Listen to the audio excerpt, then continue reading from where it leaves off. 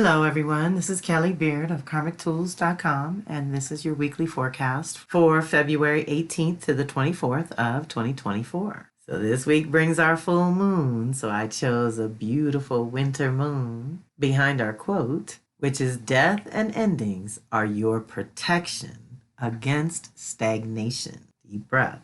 Earthly life is not meant to be stagnant. Everything about it is movement and change at all times. So honoring and giving space for processing the deaths and endings is just as vital and important as the new beginnings. And this week brings a huge new beginning in the Venus-Mars cycle, which is every 18 months to 2 years when they get together and initiate a brand new cycle of masculine and feminine coming together. This time is in Aquarius. The last time was in Aquarius. We got 0 Aquarius at the last time.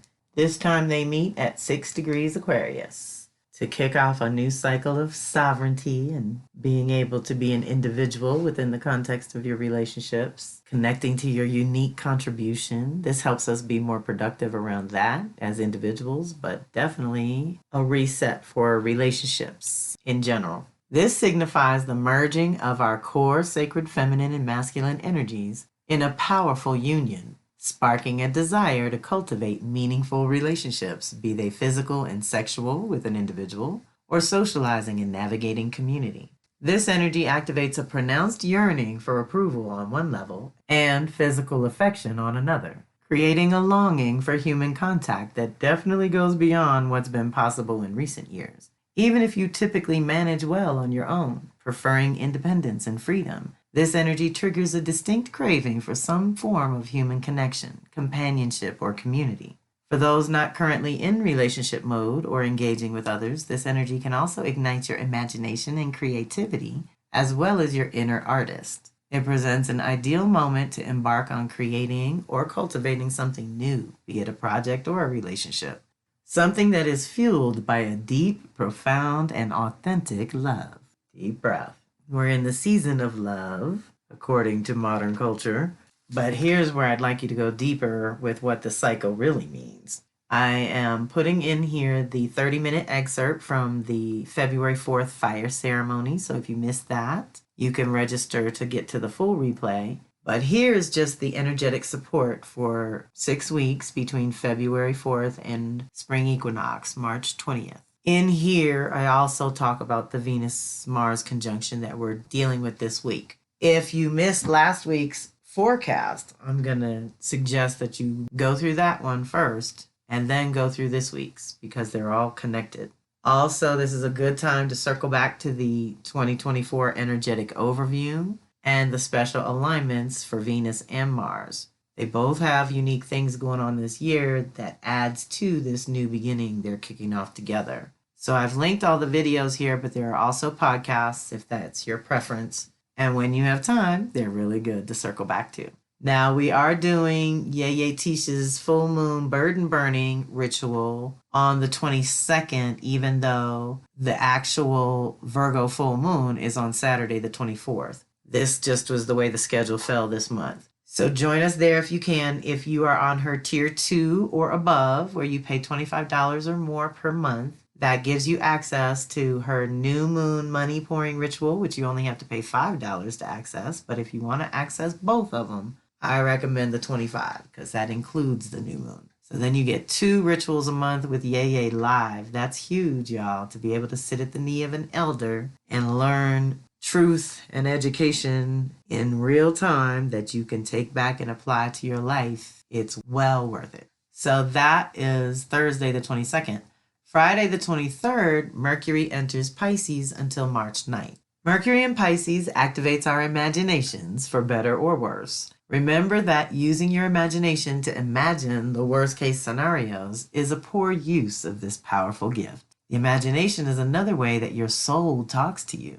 And when anything is moving through Pisces, especially the messenger, who naturally moves so freely between realms, we have access to some potent creativity and new visions for the future. Take advantage of this energy to clarify what new vision you want to step into as we approach a retrograde in Aries that's coming. when you will have to pause, reflect, and rethink your identity and purpose and how you express it. If you imagine doom and gloom, it is more likely to manifest. If you imagine breakthroughs with relationships and resources, then you will create more of that. This time in Pisces is going to have its own additional caveats. Your intuition and imagination will be involved. So try to connect fluid language with vivid imagery, the Pisces way. Keep in mind, nothing is linear or logical about Mercury and Pisces. This is all spirit or otherworldly. So any spiritual healing work is tremendously supported by this energy. Check in with your own beliefs, dreams, and fears, and make time to be in nature under the sky.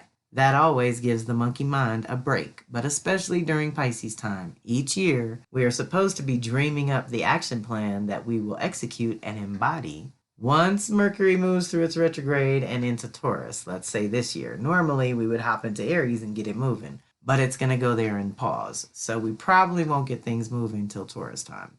And don't forget, the best thing about this energy is that it is totally easier to commune with your angels, ancestors, or rishas and animal spirit guides when the planet of communication is in the sign of other realms, imagination, creativity, dreams, and mysticism. It's the best time for divinations and consulting with your personal counsel to find out what will be supported throughout the rest of the year. One final note. This is a really good time to recalibrate your mental boundaries, meaning watch your input and output levels and bring your mental health back into balance, especially before a retrograde that is going to ask you to rewire who you are and what you want. Deep breath. So we have now until March 9th to work on that and cultivate the vision. And I do suggest getting in nature as often as possible because that's when spirit can communicate with you more directly with less interference, let's say. And our Virgo full moon falls on Saturday, the 24th. This potent Virgo full moon invites you to release the facade of keeping up appearances in your life, focusing instead on healing imbalances and integrating fragmented aspects of self. Rather than opting for temporary fixes, direct your attention toward a genuine inner healing. By doing so, you will radiate beauty and natural order from the core of your being. Virgo's energy encourages purification, extending to all levels, physical, spiritual, mental, and emotional. Consider fasting from negativity, both internal and external, and reorganize your priorities. There is something you must be willing to release from your system to have what you want. And there is something that you must integrate into your system to be who you are. Deep breath. This full moon signifies the completion of an annual cycle, providing an opportunity to ground intentions on a personal level. This prepares you for the forthcoming cycle of collaborative efforts on a collective level this spring. As you approach the Virgo full moon, reflect on the initiatives you were creating around fall equinox last year. Assess the status of the new systems or routines activated at that time. Any revelation during this period can deepen your commitment to inner wholeness, aligning your internal truth with an external reality that requires introspection, especially regarding your relationships and personal exchanges. Friction experienced now is a necessary catalyst for growth and evolution, contributing to the emergence of a new vision this month. While the initiation of the lunar cycle may carry an intense ending vibe, consider it more as a completion or surrender, trusting in the divine nature of all experiences, even if understanding is not immediate. Take the time to process internally before embracing the action-oriented energy of the next lunation and spring equinox this year. Deep breath. So I put the Supermoons replay in here, which turned out to be really good, and there are post-call goodies, and everything has gone out, so if you haven't seen that yet, you might want to check your spam if you were one of the people that registered, as I got everybody, and there was quite a few people. But here's what's up. The Virgo full moon is leading us to the Pisces new moon, which is a super new moon. And by the fall of this year, 6 months from now at the Pisces Virgo lunation, we will begin to experience the eclipses here. So this is a warm-up. This is a heads up. This is a lighting up the Virgo Pisces departments of life for us to consider what's going on. But we're in initiation at Pisces right here. and completion at Virgo right here. 6 months from now, it'll be reversed. We'll be initiating in Virgo and completing whatever we start now. Or at least what we start now will come to full blossom by then. There's another way to put that. But I think the Supermoon's replay will be really good, even though it is long. It's 80 minutes. But it was a great night. Same day on Saturday, Venus is going to square off with Jupiter. This energy embodies a carefree and buoyant vibe, preferring to steer clear of the mundane. However, it is also crucial not to let this fleeting energy derail you to the point where its distractions outweigh their worth. If there are no immediate pressing obligations, this period could be delightful and laid back, potentially spent enjoying time with friends and having a blast. Nevertheless, if work commitments beckon, ensure their completion beforehand, granting you the freedom to relish your leisure without the burden of a mounting workload upon return. Exercise caution against overindulgence, whether in food, drink, or spending. Additionally, this phase might necessitate adjustments in your relationships or financial matters. Jupiter's influence often magnifies elements, consciously or otherwise, and this activation typically encourages a more realistic perspective. It aids in aligning your genuine priorities with your grand vision for the future. So, deep breath. Venus is in Aquarius, wanting all this sovereignty and freedom. Squaring off with Jupiter is like, yeah, you can do all that, but we got to get practical here. Make sure that our essential needs are taken care of first. And then you can think about all that. So, deep breath. Our intense endings and new beginnings continues in various ways.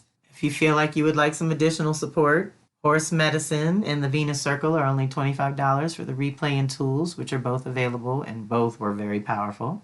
Power Circle subscription gives you your reports so that you can track your own transits and activations. But when you put that together with the weekly forecast, which you get a month ahead of time in there, and the lunar tools, then you are fully supported to navigate your month. And if you really want to go narrow and deep with your thinking and ideas, thoughts, and concepts, then working with Mercury's personal activations is good. And Venus and Mars is always good. And like I said, it's very up right now. If you know you have Venus or Mars in Leo, Aquarius, or Taurus, Scorpio, then this is personal and affecting you directly. In that case, it might be useful to get these activations. The Mercury activations, I would say wait till Aries time, when those of you who are deeply affected by Aries, Libra, and Cancer, Capricorn, that'll be the next round of retrograde activations we all got to deal with. So check those out. The Astro Tarot is a 2-for-1 reading. That's only $200 unless you've gotten readings from me before. Previous clients can do it for $150.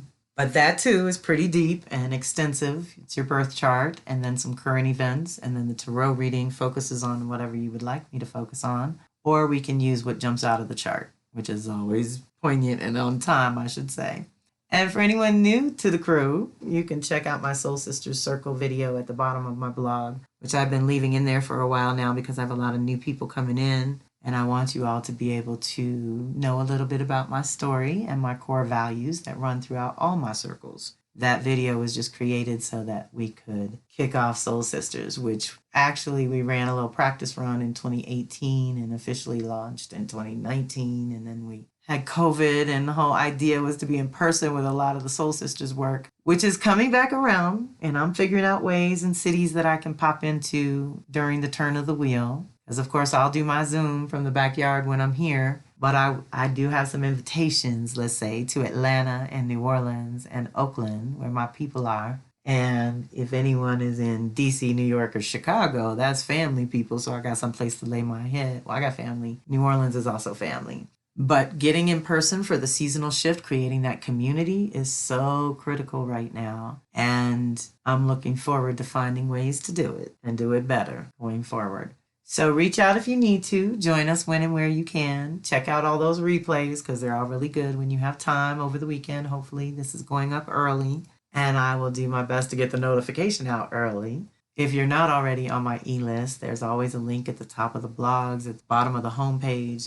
It's on everything, y'all. You can join my eLIST any kind of way. And that way we stay in touch no matter what the rest of the world's doing. So thank you so much for being part of my community. Thanks for listening. This is Kelly Beard of Karmic Tools signing off. Have a fantastic week.